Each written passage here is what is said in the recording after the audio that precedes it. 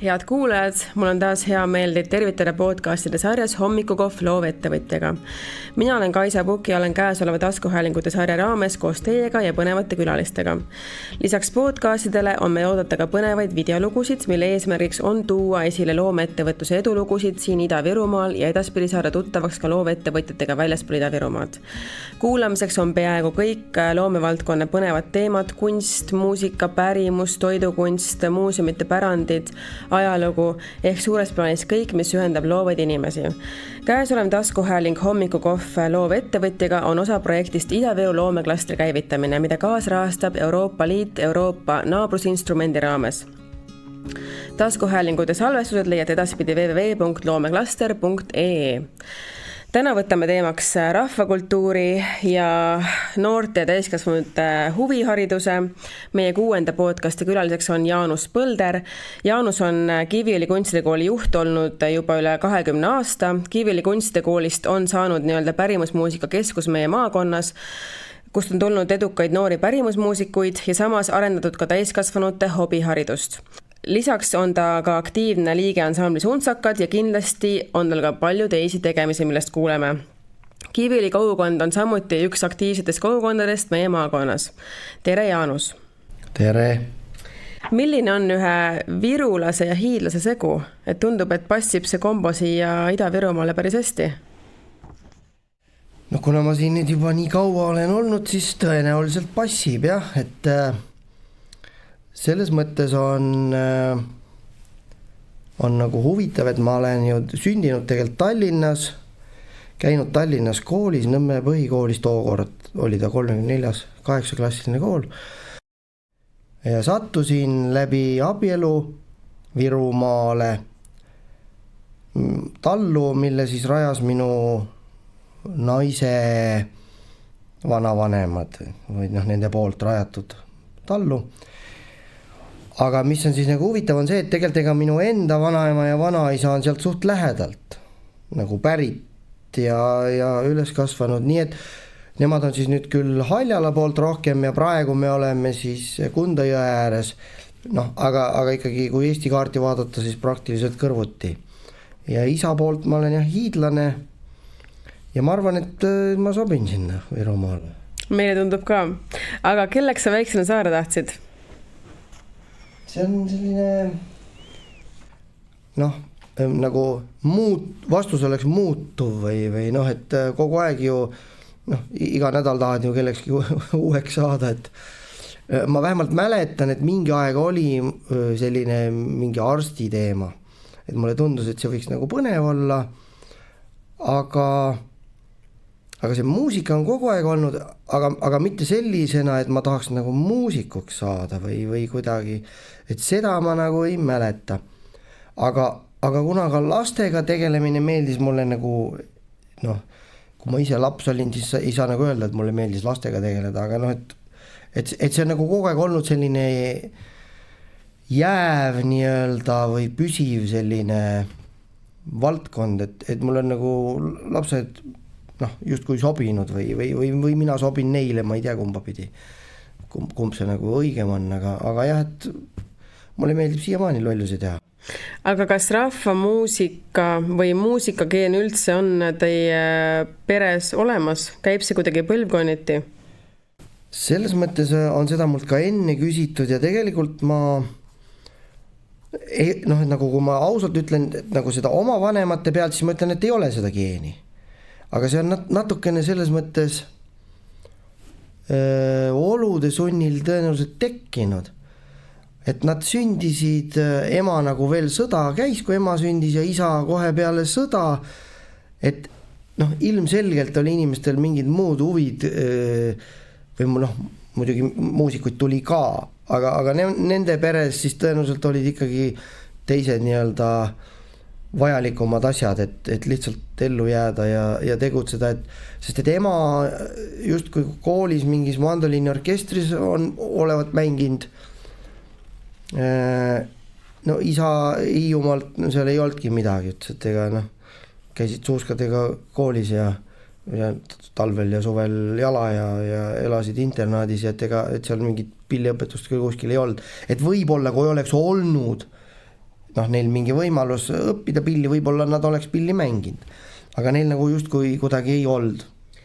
Aga enne seda on küll olnud, et isal siis onu mängis viiulit ja mandoliini Hiiumaal, ema poolt siin Virumaal ma tean, seal üks vanaisa mängis igasuguseid pille, et noh, et kas need mälestused, mida sa kirjeldad, elavad ka nagu sinu lapsepõlves, et võib-olla sealt tuli see mõjutus siis sulle?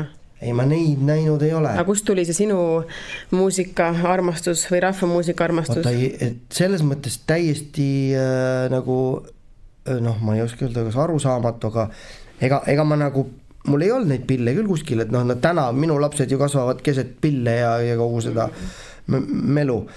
Aga ma mäletan seda, et televiisorist oli siis tookord loodi ansambel Kukerpillid. Need on peaaegu minu vanused, mina olen 1 aasta vist vanem neist või 2 aastat, 1 aasta vist vanem. Ja ma mäletan, et ma olin siuke 2-3 aastane ja televiisorist tulid need Kukerpillid.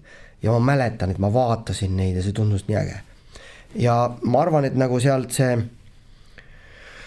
noh, see rahvamuusika või see, mida nad tegid, et see oligi minu jaoks siis nagu justkui see midagi ägedat, noh. Hiljem tulid juba igasugused muud asjad ja ega ma ei tea, ma ju alguses läksin üldse õppima klaverit ja siis klarnetit ja sattusin puhvliorkestrisse ja tegelikult see rahvamuusika võib-olla nagu, noh, kui mulle tundub, et ma hakkasin teda mängima, siis see ikka oli siuke 14-15 võib-olla, et ega ma nagu ennem ma ei suutnud küll ennast kvalifitseerida kuidagi rahvamuusikuks, et üldse isegi mitte ka muusikuks, noh, mulle lihtsalt see meeldis see asi, aga kuidagi, noh. Mitut pilli sa täna mängid? Niimoodi, et võtad kätte ja vabalt mängid? See on, kui sa küsid lihtsalt, et võtan kätte ja mängin, siis noh, juba linnukesed tõenäoliselt suurem osa maailma pillidega, aga seda ma ei saa nimetada pillimängu oskuseks, et noh, et ma ei tea, noh, ütleme, et selliseid, mida ma õpetanud olen, neid pille on kuskil 5, 6, 7, noh, mis mul on ka õpilased olnud. Aga ega see veel, et mul õpilane on, ei tähenda, et ma selle pilli virtuoos oleks, noh. Et seal kehtib see suhteliselt lihtne reegel, et ma pean paar tundi ees olema õpilasest. Et mul on mitmeid tuttavaid muusikuid läinud Islandile õpetama ja seal öeldakse, et loomulikult sa õpetad kõiki neid pille, mida õpilane tahab või küsib. Sul ei ole üldse valiku võimalustki. Kui keegi tuleb metsast, et ma tahan fagotti mängida, siis see õpetaja nutab ja õpib selle fagoti ära. See sama, et kogu aeg pead 2 tundi ees olema õpilasest ja kogu aeg ise õpid. Sest et noh, ei ole võimalik tuua kuskilt kedagi fagotti õpetama kuhugi pärapõrgusse nii-öelda. Kas sa mäletad, milline oli sinu nii-öelda pilliõppe algusteekond? Muidugi mäletan. Kuidas siis sellel ajal lood olid? Seal on nagu, mul on see kõik niimoodi üle kivide ja kändude läinud. Alguses pandi mind klaverit õppima või no ma käisin mingi eraõpetaja juures. Siis ma olin päris väike, ma mäletan, see oli Vabaduse puiesteel Tallinnas, me käisime tal kodus. Ja kuidagi vot seda ma ei mäleta, miks see kuhugi ei jõudnud. Siis mingi aeg edasi pani ema mind, ma käisin ka mingis poistekooris, siis ema pani mind, Tallinnas oli Kännu-Kukke nii-öelda, ma ei teagi, mis ta siis mikrorajoon või noh, seal oli Kännu-Kukke restoran, seal olid mingid trennid ja seal olid siis siuksed mingid boksid, väiksed, siuksed 1 uksega, 1-toalised sellised, ma ei tea, ruumid, aga õuest läksid sisse ja seal oli ainult 1 tuba, 1 uks tänavale ja neid oli seal reas. Ja ühes selles oli siis klaver. Käisin seal klaveritunnis. Aga mulle see klaver ikkagi nagu üldse ei meeldinud ja ma ei tahtnud ja ei meeldinud ja nõme ja siis ükskord käis meil laulmistunnis, Nõmmel käis üks praktikant tegemas laulmistundi ja tema siis tutvustas meile klarnetit. Äge, mina tahan klarnetit. Rääksin emale isale, ma tahan nüüd klarnetit õppida ja läksin Nõmme muusikakooli klarnetit õppima. Õppisin 1 aasta ära klarnetit, just kui oli kõik hästi. Hakkas 2. aasta ja tuli mingi üldklaver. Ja ma ei saanud aru, miks ma olen terve elu vältinud klaverit ja nüüd mul on see klaver siin. Ja ma jätsin muusikakooli pooleli. ja aga mind päästis nagu muusikalises mõttes siis see, et vähemalt siis tollel ajal 80ndate keskpaigas või alguse poole oli siis niimoodi kohustuslik oli orkestri nagu õpetus ka muusikakoolis, vähemalt seal Nõmmel. Ja mul oli kohustuslik käia Pioneeride palee puhkpilliorkestris seda klarnetit mängimas. Isegi nagu ei küsitud, tahan, ei taha, lihtsalt see oli kuidagi nagu õppekavas justkui ette nähtud ja ma sinna läksin. Ja kui ma jätsin muusikakooli pooleli, siis seda orkestrit ma ei jätnud pooleli. Orkestrit, seal mul meeldis, see oli äge, kutid, värgid, me tegime igast asju, käisime igal pool, jumala tänapäev mõistis fun või tore või rõõmus. Ja siis mingi aeg me käisime kogu aeg suviti Karepa laagris siis. See Pioneeride palee laager oli ja ühel suvel siis oli seal ühel poisil ka, tõenäoliselt võis ka enne olla, aga no minu jaoks siis nagu sellel ühel suvel oli siis ka mandoliinid kaasas ja mina küsisin, et näidake mulle seda mandoliini, no ja mismoodi see käib ja näidati mulle G, C ja D tuur, kõik saab 2 sõrmega ära mängida. Ja vot siis ma võin öelda, et sellest hetkest hakkas minu siis justkui see rahvamuusiku tee või kui ma sain aru, et tegelikult ma lähen nüüd sinna. Puhkpilliorkestris ma käisin edasi, ma jätsin kõik küpsise ja kommi rahad, mis mul laagrisse kaasa oli antud mingi, no ma ei tea, 5-6 rubla, palju see ema võis mul anda seal nädalaks ajaks. Läksin koju, korjasin veel natukene neid rublasid, viisin mõned pudelid ära veel taarat seal kodus, ma mäletan, see oli üks raha teenimise koht nõukogude ajal. Sealt sai päris kasulik äri, kodus kõik taara ära viia. Ja siis ma läksin Tallinna kaubamajja ja ostsin 12 rublase mandoliini endale, see oli kõige kallim ka, mis seal see hetk oli. No ta vist oligi, enam venelased kallimat ei teinudki. Ja sellega siis kõik see asi läkski.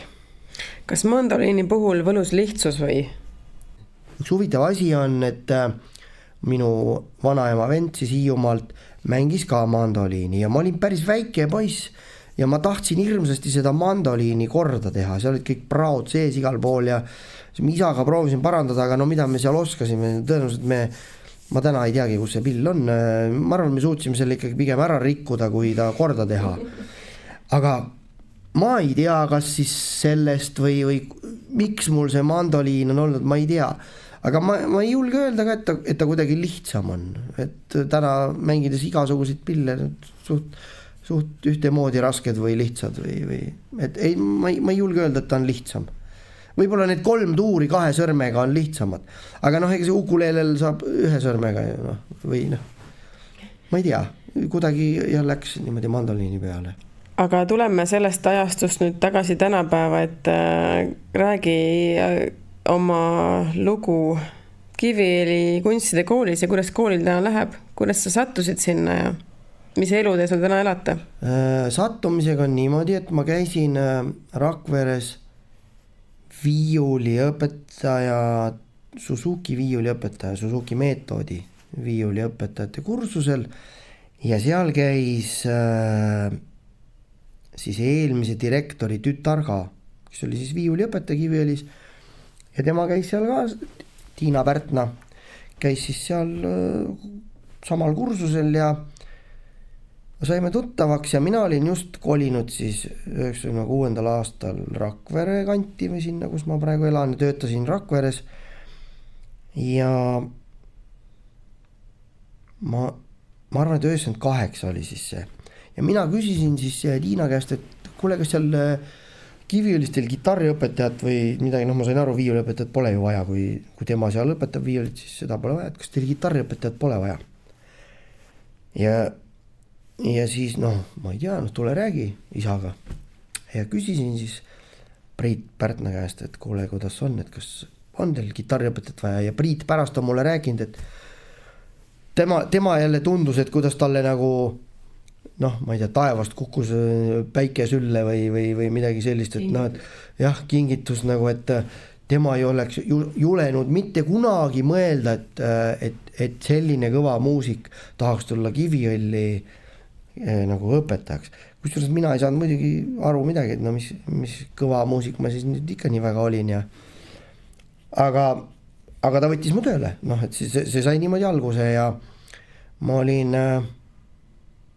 4 aastat siis vist või, 3 või 4 aastat ma töötasin juba ennem seal pilliõpetajana, õpetasin kitarri, mandoliini ja siis Priit ütles, et tema hakkab nüüd pensionile minema ja küsis, kas ma ei tahaks proovida direktoriks kandideerida, et tal oli nagu kogu aeg mõte, et kui ta pensionile läheb, siis tema tahaks, et ta teaks, kes justkui tema asemele saab, et noh, et ei raatsi nagu minna ära niimoodi, et jääb unarusse. No jah, et äkki läheb hullemaks või kehvemaks või kuidagi.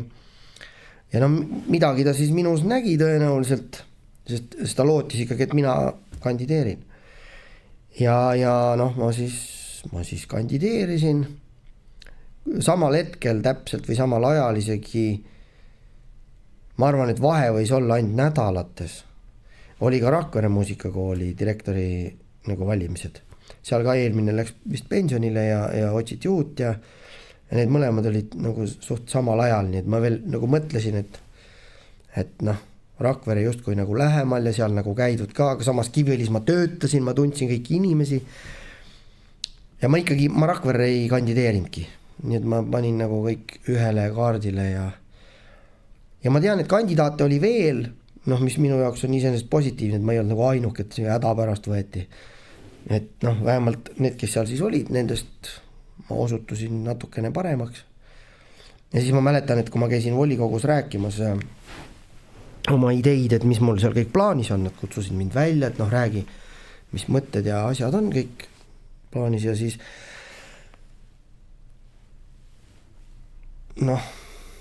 mingi hetk keegi seal siis ütles, et kas te teate ka, et see nõuab nüüd küll väga palju raha, kui ma olin siis nagu öelnud, mis ma umbes mõttes on. Ja tänaseks ma võin öelda, et enam-vähem need asjad, millest ma seal tookord rääkisin ja unistasin, need kõik töötavad ja palju rohkemgi veel, kui ma julgesin mõelda. Ja raha on tõenäoliselt ka palju läinud, et ma nagu selle koha pealt ma ei vaielnud ka neile vastu, et see tahab raha, et paraku jah. Aga on oluline asi, kuhu investeerida siis?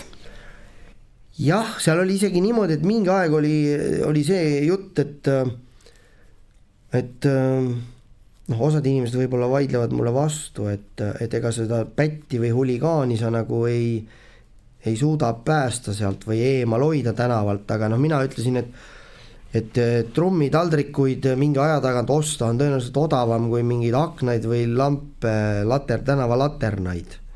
Et ma justkui lubasin muusikakooliga sellised, keda tegelikult eelmine direktor ei oleks lubanud. Ta ise ütles mulle, mina neid siia küll ei lubaks. Ja siis ma paar korda leidsin ka sealt ansambliklassist õllepudeleid ja ma siis käisin postil rääkimas, et teate, et ma tegelikult ei tahaks neid õllepudeleid siit leida. Ja ma ei tea, kas nad siis rohkem ei joonud või korjasid pudelid enda järel ära, igal juhul rohkem ma ei leidnud neid. Et see oli nagu üks selline justkui nagu natukene risk lubada sinna siis nad ise ütlesid, et nad on punkarid võib-olla olid, võib-olla kõik neist ei teadnudki, mis see punk on, aga mina ütlesin, et nad tahavad ju bändi teha, nad küsid, kas nad võivad bändi teha, kuidas ma ütlen, et ei või, muidugi võite. Aga kuidas koolil täna läheb? Koolil läheb täna põhimõtteliselt hästi, nagu patt oleks ju kurta, kui sul õpilasi on suhteliselt palju, õpetajad justkui on olemas ikkagi enamus asjadel. Kuigi siin on ka neid murepilvi on ka, aga nagu ma arvan, et see positiivne siiski kaalub üle selle suure mure. Üks kõige suurem mure on ju see, et lapsi jääb järjest vähemaks. Milles ei ole tegelikult ju süüdi peaaegu mitte keegi, ka mitte need lapsevanemad ju ei ole süüdi, et nad justkui lapsi ei tee ja ei sünnita ja ega see on lihtsalt selline ajastu või selline aeg on selline. Pead suutma kogu aeg reageerida sellele, mis praegu on oludele. Ja vaatamata sellele, on meie õpilaste arv praktiliselt kogu aeg kasvanud, meie kooli õpilaste arv. Et selles mõttes on see nagu ime, et kui muidu on laste arv, ma numbreid ei hakka ütlema, ma ei tea peast, nagu ikkagi märkimisväärselt vähenenud, siis meil on see ikkagi sellest hetkest, kui ma kooli sain või direktoriks sain 21-22 aastat tagasi, on tegelikult kogu aeg nagu kasvanud. Aga me oleme ka teinud palju muudatusi, et see juhtuks nii ja täna on meil siis kuskil 280 õpilast. Aga see palju muudatusi, mis sa tooksid välja, et mis on need võib-olla mingid selle 20 aasta jooksul nüüd sellised suuremad sammud või edulood nii-öelda, mida sa kooli arengus välja tooksid või olulised, et täna olete seal, kus te olete? No esimene asi, kui ma direktoriks sain, ma helistasin veel tookord Muusikakoolide Liidu juhatuse esimees või kuidas juhataja, ma ei teagi täpselt nimetust, Urvi Aasma, kes oli Viimsi muusikakooli direktor ja ta oli minu isiklik tuttav. Helistasin talle, et kuule Urvi, mul siuke mõte, et teeks kooli sellise nagu vaba õppe, et linn on täis noori, kes tahaks ka pilli mängida, aga ei taha õppida seda, mis on selles muusikakooli ainekavas, et ei taha Bachi ja Tšerni etüüde mängida ja Chopini ja Schubertit ja neid see üldse ei kõneta. Ja võib-olla nii palju solfeetšos käia, mul on ka trauma. Nad ei taha seda. Ja et mul siuke mõte, et teeks siukse nagu, kus nad ei pea seda tegema, kus nad mängivad seda muusikat, mida nad ise tahavad. Ja siis Urvi nagu natukene kõhkles ja kahtles ja ütles, et see ei ole ikkagi vist väga hea mõte, et see on selline nagu libedale teele minek natuke, et mine tea, mis juhtub. Pärast ei jäägi kedagi, kes tahaks Bachi mängida. Aga ma ikkagi tegin selle 22 aastat tagasi. See on nagu üks asi. Ma arvan, et me olime, ma ei saa kindlalt öelda, et me olime esimene muusikakool, sest ma ei tea kõiki. Aga Eestis on 90 muusikakooli, munitsipaalmuusikakooli umbes. Et võib-olla keegi kuskil veel midagi tegi, aga ilmselgelt me olime üks esimesi. Täna on peaaegu kõigil see sama asi olema. Ma mõtlen, et kui Eestis on 90 kooli ja teie ainsana tahate olla need, kes ei mängi, siis pole ju probleemi, kui 90 üks ei mängi. Nojah, seda küll. Eesti mastaabis kindlasti, aga et meie vallas või linnas siis tekiks justkui. Aga siis mingid head justkui noored võib-olla lähevad kaotsi. Ja siis me tegime selle asja, et me hakkasime koolitama täiskasvanuid, mida justkui vanasti oli ju laste muusikakool, isegi siuke nimetus oli. Selle me kaotasime ära. Tähendab, kui mina tulin, siis seda nime ka enam ei olnud, aga ikkagi oli see ainult lastele. Muutsime selle ära, et võtsime kogu vanuse. Aga mida täna täiskasvanu saab teie juures õppida? Kõik sama, mis lastel. Mingid vahet. Tähendab, ta ei saa minna sinna mudilaste laulumängu rühma. Sinna teda lihtsalt ei võib-olla, tähendab, emad käivad vahest lastega kaasas, aga et sinna ta ei saa, kõik ülejäänud on täpselt sama. Me võib-olla lihtsalt, et me valime võib-olla selle, kui ta on nagu grupi õppes, et me valime selle grupi, kuhu ta läheb siis. Et ta ei lähe nagu sinna päris väikestega samasse gruppi. Aga nagu ma ei saa öelda vanasti öelda erialad. Täna enam ei ole, et meil on lihtsalt sellised ametlikus keeles siis õppekavad, aga see ka võib-olla ei näinud, et ma käin fotograafia õppekaval või klaveri õppekaval, et see on ka nagu imelik, aga et neid valdkondi või neid huvialasid me ei erista kuidagi, et kõik, mis on lastele, on suurtele ka. Ja siis on meil eelkool või see mudilaste laulumängurühm, mida ka enne ei olnud. Et see on ka nüüd see, mis on justkui seda õpilaste arvu tõstnud. Täiskasvanuid on meil peaaegu 40 sellest või isegi äkki üle juba. Kas kuskil Eestis on veel muusikakoolil eelkool või? See on tõesti kõlab mulle küll väga uudsena. Päris ikka mitmetel on. Et ma muidugi ei oska, ma ei hakka nagu ütlema kellel, aga minu arust ikka paljudel on, et see ei ole täna enam mingisugune selline erakordne. Ja täna lihtsalt on veel koolegi, kellel pole eelkooli võimalust. Väga huvitav, et seal muusika ja sellisel kunstikoolil nii-öelda olemas. Ja siis võib-olla üks muudatus oli, et me kaotasime ära vastuvõtukatsed selles klassikalises mõttes, noh nagu vastuvõtueksamid või no, pinge on maas. Jah, et mina ütlesin, et mille alusel me saame teada, kas see 7-aastane laps, kes siin väriseb koridoris, kuidas me saame teada, kas ta on musikaalne või ei ole, et kui me peaksime tal seda õpetama hakkama. Ja et ma saan kontrollida ainult seda, kas ta julgeb võõra täiskasvanu ees midagi teha või ei julge. Mingist musikaalsusest nagu ei ole tegelikult ju no kuidas ta võib-olla, tal on nii suur hirm, et ta ei saa arugi, mida laula midagi. Tal on keel suu laes kinni, no mida sa laulad niimoodi. Aga kuidas sulle tundub muidu, et kui tähtis on see teie kooli olemasolu just sellises väikeses kogukonnas nagu Kiviõli? Ma arvan, et väga oluline, sest et kui sa valid endale elukoha või isegi võib-olla ei vali, kui sa juba oled kuskil, on ju, et siis tõenäoliselt esimene nii-öelda asi on, ma julgen väita, et seesama see kool, lasteaed ja huvitegevus võib olla, et kiputakse ütlema, et töö on kõige tähtsam. Aga tänases mõistes inimesed sõidavad 30, 50, 80 kilomeetri kaugusele tööle, nii et ma tegelikult ei julge öelda isegi, et see töö kõige esimene koht. Või teevad kodus tööd. Jah, et pigem nagu see, et sul on see võimalik see eluase endale kas soetada või rentida ja siis on kohe järgmisena, et kus ma lapsed nagu õppima panen.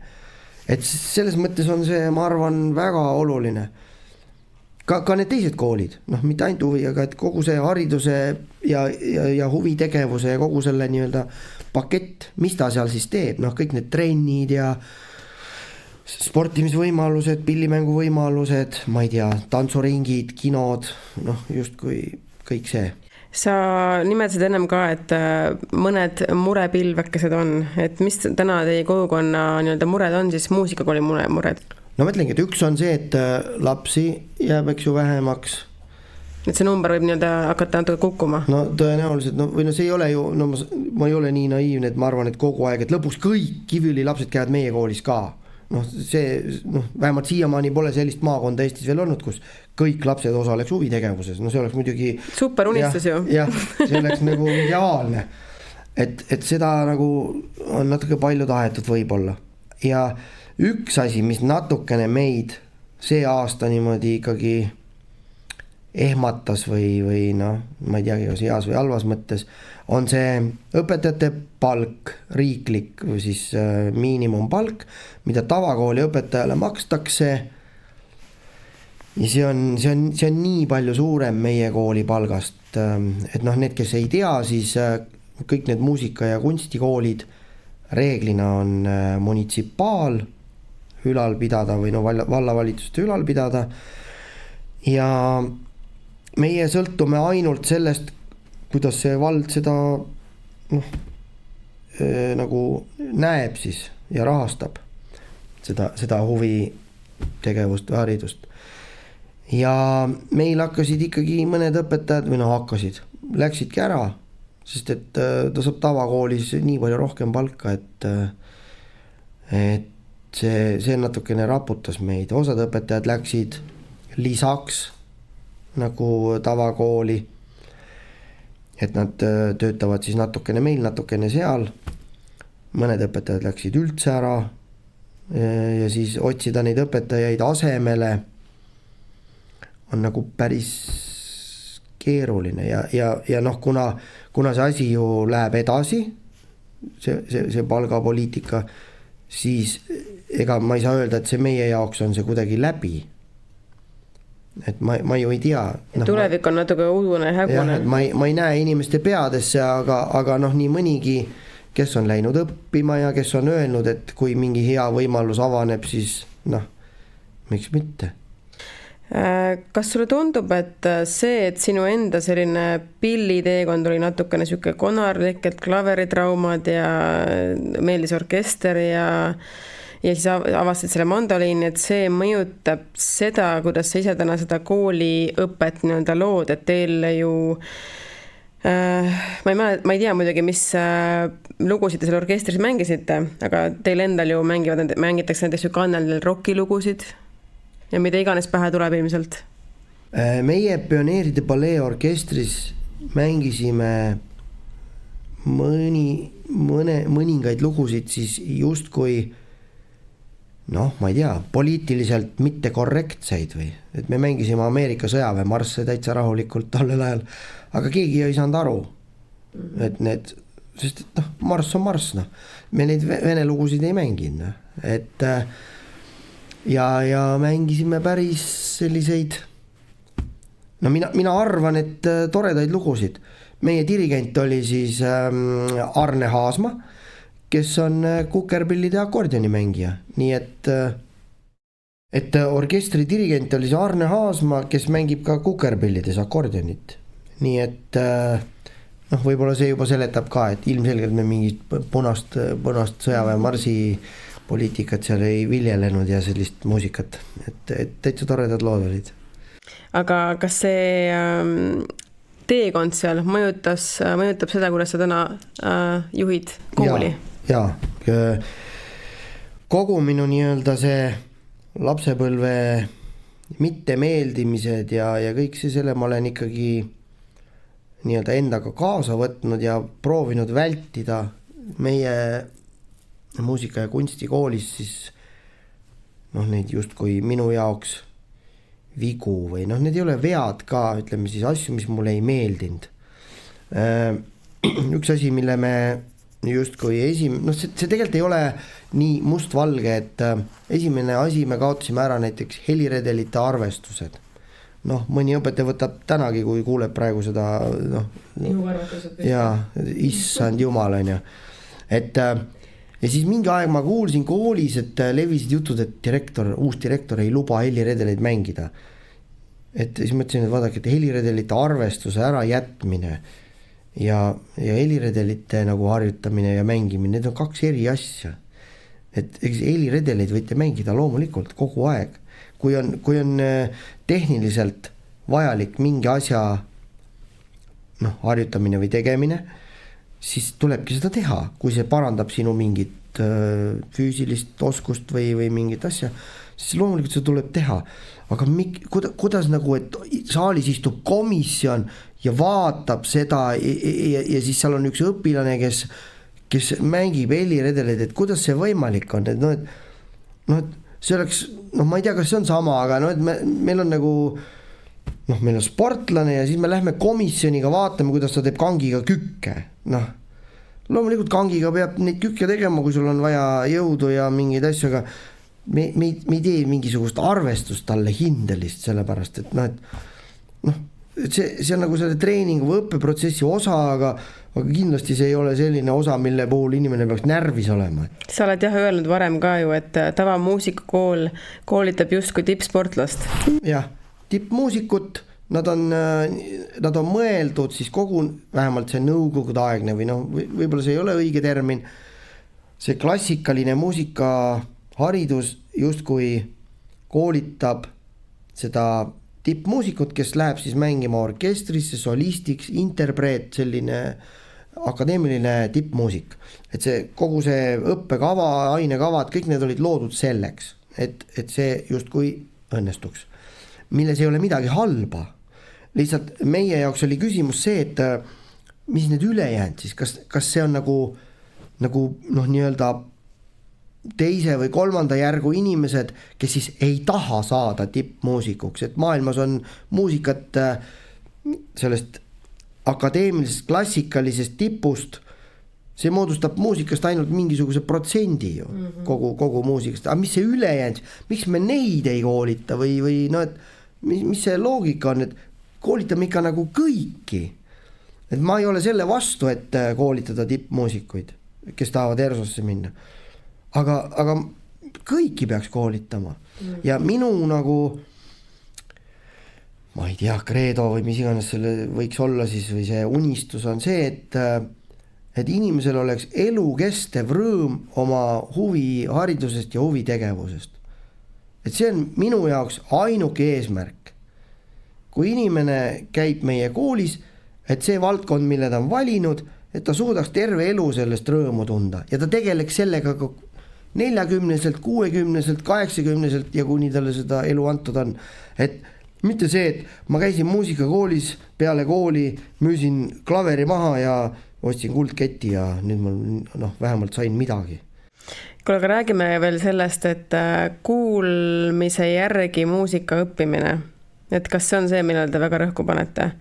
Et sa oled ka öelnud, et ilmselt teie noored võib-olla ei saa sümfooniaorkestrisse, aga oskavad vanemavanese sünnipäeval ühe loo mängida, võib-olla laulda sellele kaasa julgelt, et kuidas selle kuulmise järgi? Sellega on, seda ei ole tegelikult isegi mina välja mõelnud, et siin on palju kõvemad ja targemad mehed seda ja naised seda rääkinud.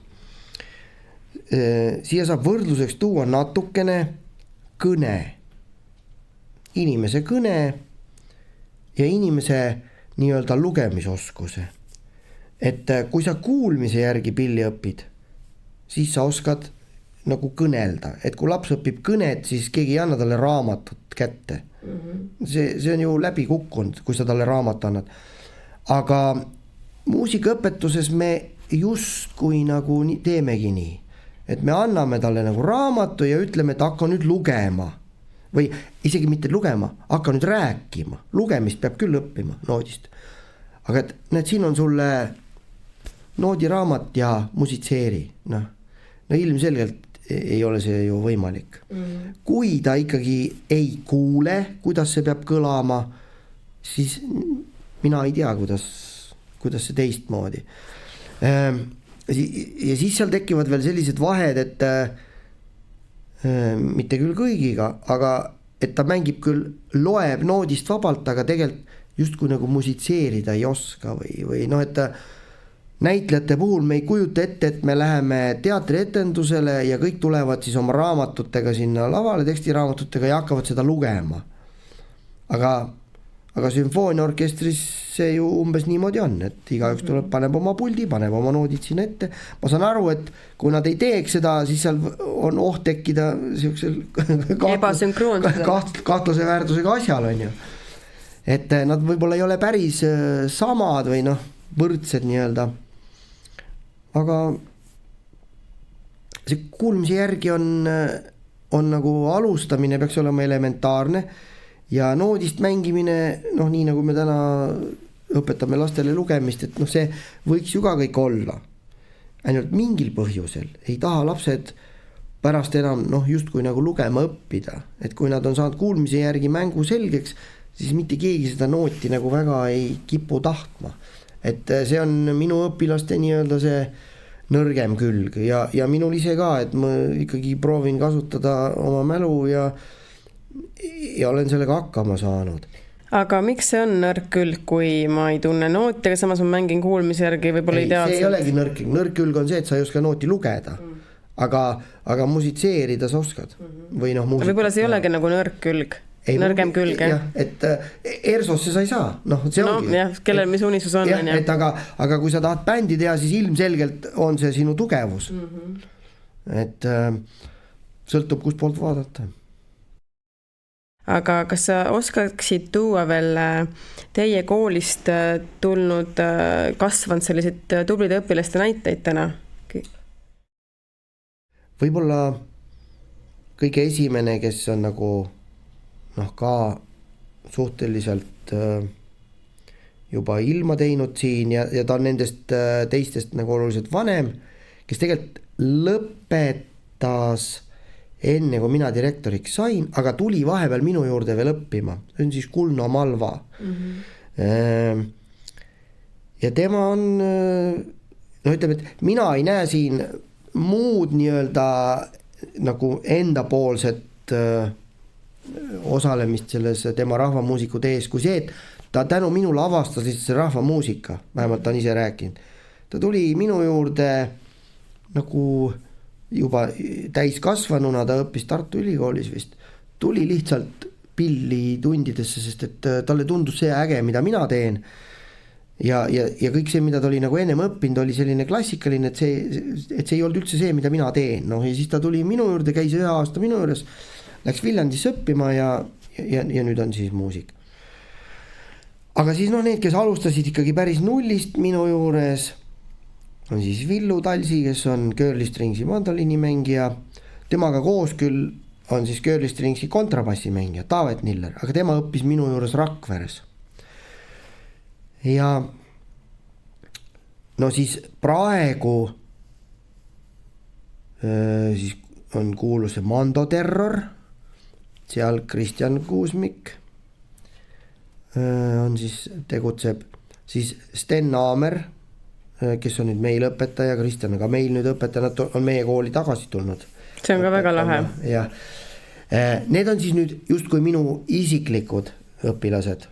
Neid on, mõned on veel, kes on niimoodi läinud edasi õppima, aga siis on ka palju teisi, kes on läinud. Praegu hetkel on, ma mõtlen neid kandlemängijaid, kas on 3, kes vist õpivad kõrgkoolis siis nagu edasi seda nii-öelda jätkavad seda muusikuteed. Ja neid on veel, ma ütlen, me saime ikkagi mitukümmend nime, kui me hakkasime seda paberile panema. Aga on suur loodus, et see nimekiri kasvab. Ja, et mina olen kogu aeg öelnud, et mina küll ei soovita oma õpilastele muusikuteed nagu valida, et see ei ole midagi toredat ja ägedat, äge võib-olla on, aga et seal on ka nii palju igasugu probleeme, et ma pigem ei soovitaks muusikuteed valida, aga mingil põhjusel nad ikkagi valivad. Aga probleem on igas valdkonnas. Jah, et seda küll. Aga millist muusikat sa ise kuulad, kui me räägime Eesti muusikast näiteks? Või mis on niisugune muusika, mida sa soovitaksid kuulata? Ma ei hakka nagu jälle nimesid välja tooma selles mõttes, et see on, ma kuulan nii palju, et seda... sa võid öelda praeguse lemmiku näiteks ju. Ei, mul ei ole lemmikuid. See on jah, seda on nii raske, et päris mitu tuttavat on öelnud, et nad ei saa üldse aru, kuidas mina muusikat kuulan, et see ei ole üldse nagu puhtalt emotsiooni peal või kuigi ma ise tahaks loota, et mul on seda emotsiooni ka, aga ma ikkagi iga lugu, kui ma teda kuulen või kuulan, ma teen ta ikkagi nagu jutumärkides pulkadeks. Ma kuulan ikka täpselt, mida teeb bass, mida teeb, ma ei tea, viiul, trumm, kitarr, selline harmoonia, see on, et nagu, olles see on see professionaalne kretinism või et ma kindlasti ei kuula niimoodi, et nagu...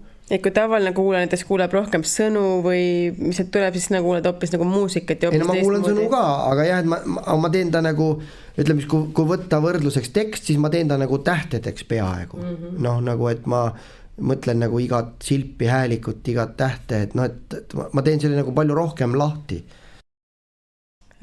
Kui sa asud korra sellest koolist välja ja vaatad võib-olla Ida-Virumaad üldiselt ja Eestit üldiselt, kas sulle tundub, et meie pärimus on hoitud ja mis võiks olla võib-olla soovitus igale inimesele, et mida me saame teha, et seda meie pärimusmuusikat ja rahvakultuuri nii-öelda rohkem hoida?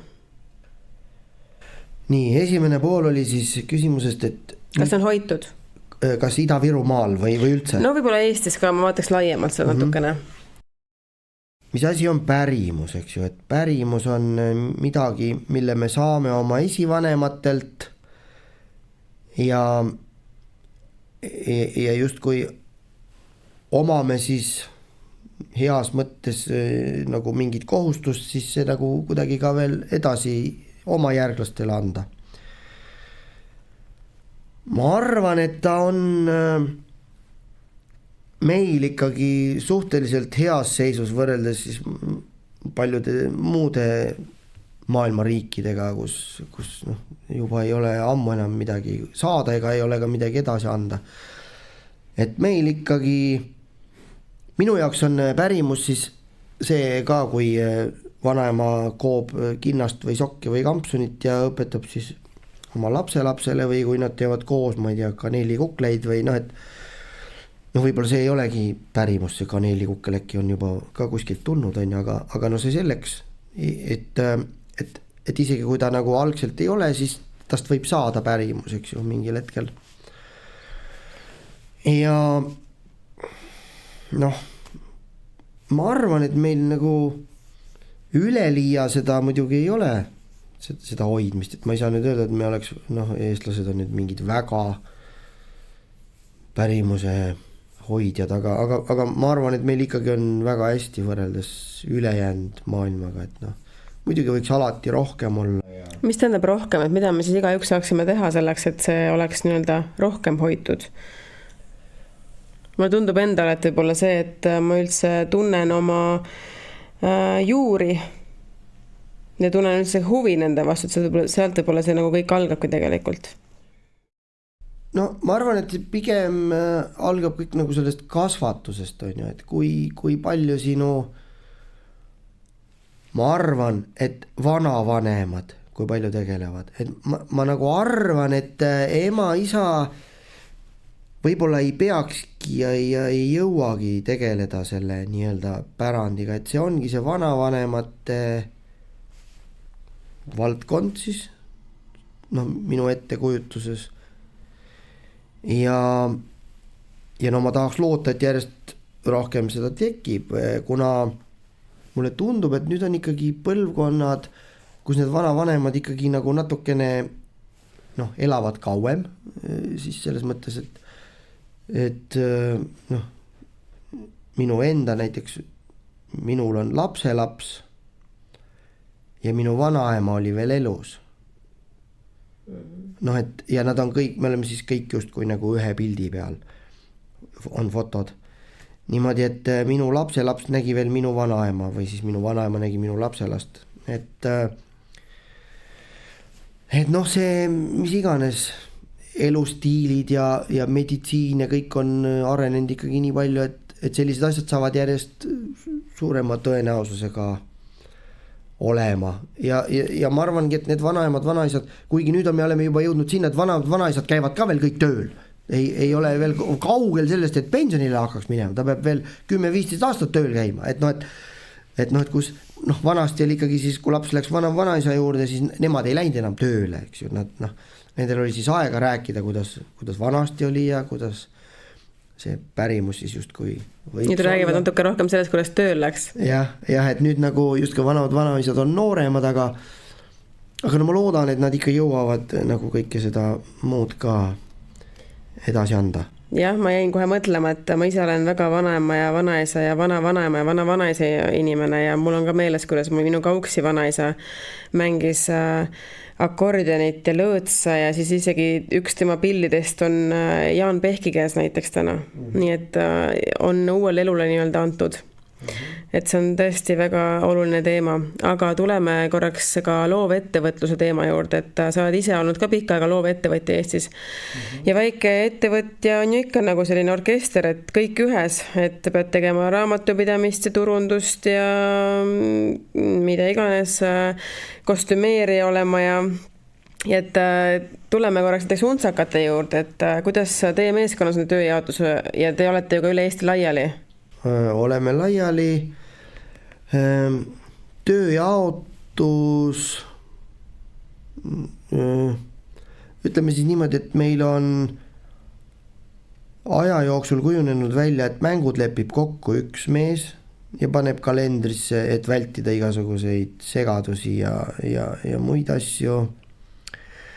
Siis me oleme palganud endale helimehe või helitehniku, kes on siis meie enda koolivend ja tema puhul on veel positiivne see, et kui siis keegi meist ei saa tulla, siis ta on ikkagi kõrgharidusega muusik, et siis ta võtab pilli ja asendab siis, et meil on 5 liiget pluss siis helitehnik 6 ja me suudame neid pille niimoodi asendada kamba peale, et me alati nagu mängime justkui need pillid nagu ära, et igaüks mängib mitut pilli ja me saame nagu vahetada neid niimoodi, et justkui alati oleks see sobiv koosseis laval mingil kujul, et kui keegi jääb haigeks, siis elamus ei jää saamata. Jah, et me ikkagi suudame reeglina 5 tükki, meil on olnud, kus meid ei ole 5 laval, et et kui ikkagi 2 tükki on puudu, siis midagi ei teha, ei ole, me 4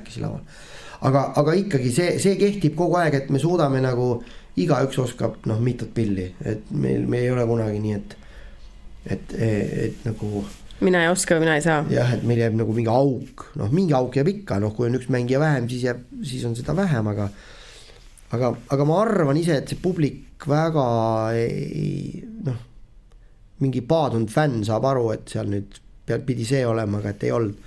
Aga kes nagu kõikidel mängudel ei käi, et see tõenäoliselt väga aru ei saa. Ma tahaks loota vähemalt.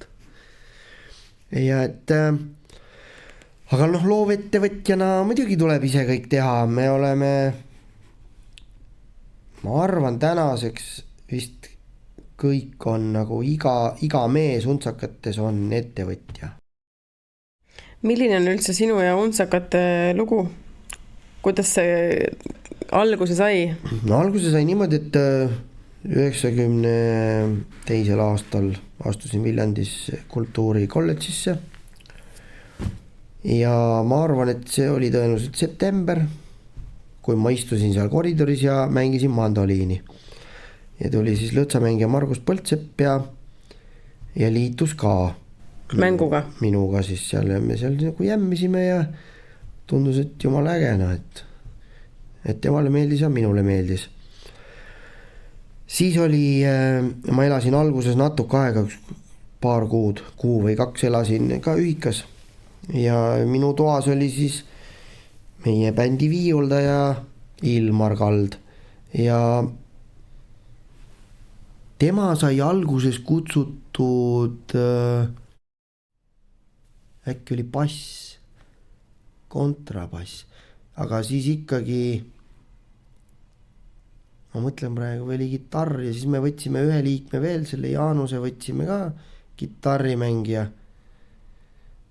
Ja kuidagi seal mingi hetk igal juhul hakkas Jaanus mängima bassi ja Ilmar vist kitarri või kuidagi. Ja siis oli seal 15. oktoober, mida me oma sünnipäevaks loeme, siis seesama aasta nii-öelda, kui ma sinna Viljandisse läksin, 15. oktoober, see tähendab, et ma olin 1,5 kuud juba käinud koolis ja siis meil oli üliõpilase esinduse valimine ja me olime siis nagu ühe kandidaadi kampaania bänd. Meie siis mängisime igal pool, ütlesime, valige teda. Ja siis see promoüritus ja kõik see oli siis meie justkui esimene esinemine, mida me ise oleme fikseerinud. Siis meid oli 4. Mingi hetk hiljem me võtsime siis meie praeguse bassimehe, võtsime mänedžeriks, sest meil tundus, et meil läheb asi sassi natukene ja siis tollel ajal temal oli telefon. See ikkagi oli suur sõna. 90. keskel pidid selleks, et näiteks Viljandi maakonnast Tartusse helistada, pidid sa kaugekõne tellima ja see ei olnud niisama. Et olid siuksed huvitavad ajad ja telefoni üldse väga ei olnud ja olid piiparid olid veel ja peenematel meestel oli piipar, kuhu tuli siis sõnum, et helista mulle. Sa pidid leidma kuskilt aparaadi ja kellelegi helistama. Ja siis oli, Marekul oli mobiiltelefon või mingi telefon, siis me võtsime tema nagu mänedžeriks ja siis ühel hetkel, et kuule, kas sa oled bassimees, et mis mänedžer, mängi bassi. Ja siis tuligi, et Ilmar võttis hoopis viiuli ja siis tuli see koosseis, mis täna seni on olnud. Marek mängib bassi, Jaanus mängib gitarri, mina mängin mandoliini ja Margus lõõtsa. Ja siis meil mingi aeg on olnud ka ikkagi klassikaline selline, et naine on ka bändis olnud. Celia Roose oli meil ka mingi aja bändis, aga seal nagu tekkisid lahkhelid, aga isegi mitte nagu see, et nagu naine laevas, laev põhjas, mitte nagu armastuse või mingil sellel teemal, aga pigem nagu see, et osasid häiris, et kogu aeg pidi nagu koristama ja kogu aeg oli mingisugune selline, et naisterahvas käib, et millised te olete ja kuidas teeks nüüd seda ja võtaks siit seda ja... Tahaks lihtsalt mees olla. Jah, et nagu kuidagi meie teed nagu läksid lahku. Et seal kasvasid igasugused pinged, tekkisid ja... Mõtle, kui teil ei oleks see naist, võib-olla te siiamaani mõtleksite, aga äkki meil oleks pidanud ikka naine olema vahepeal ka. No ega nüüd meil nüüd on nii ja nüüd on õige. Teame, et ilm on parem. Yeah.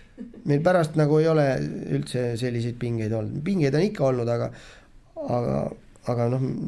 need olid nagu nagu justkui mõttetud või. Kust tuli nimi? No nimega on ka jälle huvitav, meil alguses oli bändil nimi Rahvaste Pall. Rahvaste Pall. Ja oli siis meie ansambli nimi algus, me olime isegi esimesel Viljandi Folgil olnud Rahvaste Palli nime all. Ja kui me siis ETV tegi meiega ühe saate või no see ei ole saade ka, aga no ütleks muusikavideod, täna tegi siuke 10-minutilise, 15 minutit mingisuguse portsu lugusid ja siis oli ka see, et nii poisid, mis bändi nimi on? Rahvaste Pall. Aga Rahvaste Pall ei sobi, et kas teil on midagi veel? Mis mõttes ei sobi? Me oleme aasta aega mänginud juba, mis tähendab ei sobi? Vaadake, inimesed võtavad telekava, loevad, et kell 20.00 ETV-st tuleb Rahvaste Pall. Ja siis on mingi bänd mängib, on ju. Kas te kujutate ette, palju me saame telefonikõnesid ja vihaseid kirju? Milline tüng? Jah, et Rahvaste Pall on ikkagi sport ja see praegu ei lähe kohe mitte. Ja siis me läksime Margusega, meil oli seal üks nagu väike klass, me kutsusime. Hästi väike klass, kuhu mahtus põhimõtteliselt 2 inimest sisse ja siis sinna rohkem nagu harjakapp või siuke. Päris väike. Seal olid raamatud nimega Vana Kannel, erinevate maakondade omad ja seal lõpus olid siis sõna seletused või sellised et kui sa nagu neid vanu tekste lugesid, et siis nagu justkui pooltest sõnadest ei saa aru, sinna taha kõik välja toodud. Hakkasime siis neid lappama seal, et et äkki siit leiab midagi, et mingid juhused imelikke asju. Ja jõudsime nagu selle untsantsakas, et et untsantsakas, et äkki paneme selle, Ei, see on nii imelik, mis asja siuke. Aga teeme nagu lühemaks, paneme untsakad või untsakas või. Ei tea, ütleme nii, et ega see ei tuld ka kohe niimoodi väga, et jess, leitud on ju, et aga me ikkagi panime selle, sest tele nii-öelda pressis peale, neil oli vaja seda saate nime ja midagi teha. Kas sa mäletad, mis see tähendus oli? See oligi kerglaste nii-öelda elukommetega selline noor härra, kes siis justkui tahaks olla saksa moodi, aga tegelikult nagu ei ole. Et umbes, et seda me muidugi, sellele me vastame umbes. Et seest on nagu, et villane sokk on jalas ja talupoeg on seal ülikonnas sees, aga tegelikult nagu sisu on ikkagi rahvuslik, et aga loovettevõtjana, kus koosseisus sa täna veel mängid? On sul veel koosseise? Mul on nagu, ma olen selline vabakutseline, et ega ma ei saa öelda, et mul on üldse nagu mingid lukustatud koosseis, et ma mängin kellega iganes. Mul on, kuna ma ise juhendan ka Uhtna mandoliini orkestrit, siis ma julgen öelda, et see on nagu üks nii-öelda kollektiiv, millega ma ikkagi olen, ma ei saa öelda, et kohustatud kaasa minema, aga nad lihtsalt ei taha ilma minuta minna või et kuna ma neid juhin, siis see on nagu ka kindlasti, aga selliseid triosid, duosid, kvartette, neid pole mõtet isegi kirjeldada, et ühesõnaga olete huvitavatele pakkumistele avatud? Jaa, selles mõttes küll, jah. Mis sa arvad veel sellest, et mida me saaksime teha selleks, et noored ikkagi täna Ida-Virumaale tagasi tuleksid? Paljud ju lähevad ära, avastavad siin suured linnad ja... Lähevad ja ega ma kahjuks ei oska nagu öelda. Mul ei ole mingit head nippi. Minu enda 2 õpilast on tulnud praegu tagasi ja töötavad minu enda koolis, nii et ma ei tea. Oled oma panuse andnud? Et kui nad jäävad siia, nad on siia omale elamised soetanud, nii et tundub, et nad justkui plaanivad siia jääda, et võib-olla siis ma justkui olen midagi hästi teinud, ma ei tea. Jah, eks igapäevatööd tehes saab mõelda ka niimoodi, et mida ma saan teha selleks, et nii-öelda see keskkond oleks teistel noortel hea, kui tagasi tulla. Jaanus, aga millest sa unistad? Ma toon siia ühe näite. millest ma unistan. Ma unistan igasugustest asjadest, aga ma üritan nagu suhteliselt sellise madala lennuga seda võtta, et üks tuttav kunagi ütles, et tema eluunistus, üks Kihnust, üks tuttav ütles, et tema eluunistus on saada Otava Joo bänd Peterburist saada Kihnu. Ja siis üks mees Kihnu saarel võttis telefoni, üks ärimees, kes ta otseselt ei ela Kihnu saarel, tal on seal maja ja ta käib seal kogu aeg.